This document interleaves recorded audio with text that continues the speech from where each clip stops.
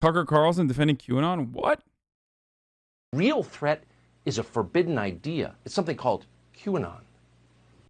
Next, what to do about QAnon and its droves of loyal followers? Is it too little, too late to bring our loved ones back to reality? Many of those who believe the totally unfounded conspiracies and prophecies of QAnon expected January 20th to be Judgment Day. As far-right figures and QAnon conspiracy theorists are joined by Trump supporters who believe the election was stolen. QAnon is better viewed as an on-ramp to various different extremism circles. How many people in the country have been marinated in these conspiracy theories, QAnon craziness, and it is frightening.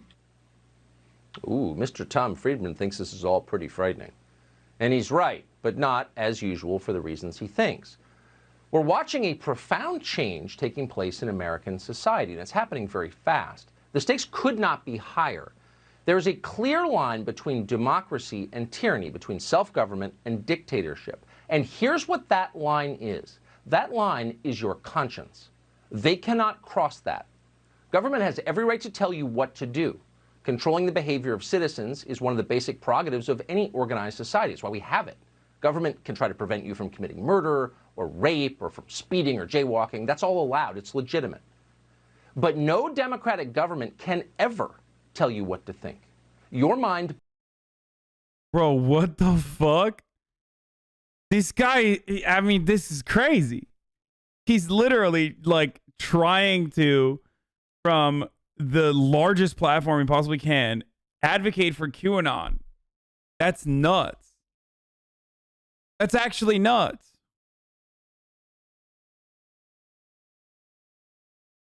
Also, again, just easy counter to this is, okay, ISIS. Why do you want the government not to have a say about ISIS?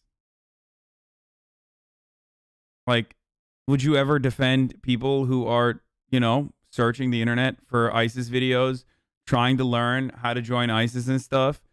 Would you ever say that exact same thing? Like, the government cannot control what you have to think.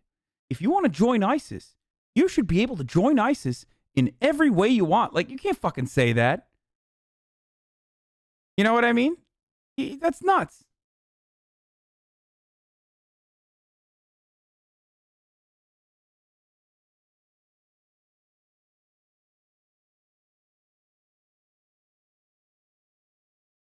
It belongs to you. It is yours and yours alone.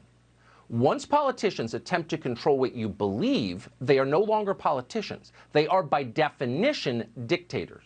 And if they succeed in controlling what you believe, you are no longer a citizen. You are not a free man. You are a slave. So yes, Tom Friedman, this is frightening. It's everywhere all of a sudden. No one is pushing back. Instead, they have almost every one of them, join the mob of... Yeah, no one's pushing back against, like, psychotic conspiracy theories that have literally ended up with a person dying. Like a psycho conspiracy theory that got a woman to fly from San Diego to the Capitol and get fucking killed by a Secret Service member. But of course, that's you know, that's Tucker's ACAB moment, right? Insanity. Censors, hysterics, and Jacobin destroyers, all working on behalf of entrenched power to take total control of everything. Yeah, he's fucking lost it, dude. Jesus Christ. Well, not lost it, but he's just trying to, he lost is the audience, and he's trying to win him back. Tucker Carlson did what you can't do ever. If you want to maintain an audience within the fucking Trump hogs, what you can't ever do is tell the truth. He told the truth, and he suffered for it. Now, Trump's fans who once liked Tucker Carlson are even leaving Tucker Carlson. They're definitely leaving Fox News in droves, and they're now leaving Tucker Carlson as well. So what does Tucker do in his last-ditch effort, in his desperate attempt to regain what he once lost? Well, he takes up QAnon conspiracies as though they are legitimate. Now, Tucker Carlson, he knows they're not real. He knows the QAnon conspiracies aren't real. As a matter of fact, he's only one negative comment away from being a part of the pedophile conspiracy. One negative comment away from Donald Trump, and boom, next week, Tucker Carlson is a part of the QAnon pedophile ring. Tucker knows this reality. Tucker doesn't like spending time with the unwashed masses. Tucker Carlson, on the other hand, likes to spend his weekends over at his massive mansion alongside having fancy dinners with George W. Bush. Tucker, on camera, might consider himself to be a member of the proletariat, fighting alongside the comrades, fighting the good fight against American imperialism. But on the weekends, he likes to go to his summer home, hang out with his brother, Swashley Buckley Carlson, another recipient of the Swanson frozen food dynasty, and get together with ex-war criminals and have dinner. That's the reality for Tucker Carlson. You, he tells you like it is, like he's one of you, but in reality, he would never be caught dead next to a member of the working class. He despises you. I'm Tucker Carlson. And Sean Hannity's up next. Love that you sound like him, kind of. Yeah, no, he has a great cadence.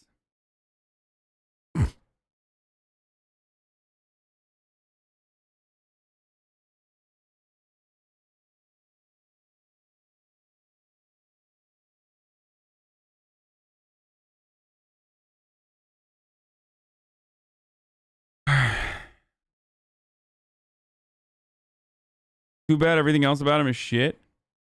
Yeah. He is very good at... I'm worried that people might see politics as a new meta, like when Logan extreme the debates. Fortunately, Lud knows his shit.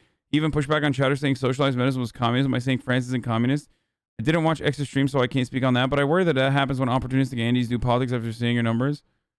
I think overall it's not a bad thing because XQC is interested, and this is probably the only way that we can fucking ever reach some of the members in his community.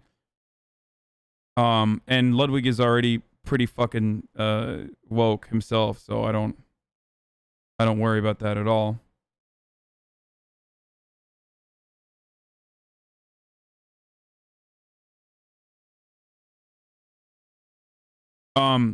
Anyway, it's time.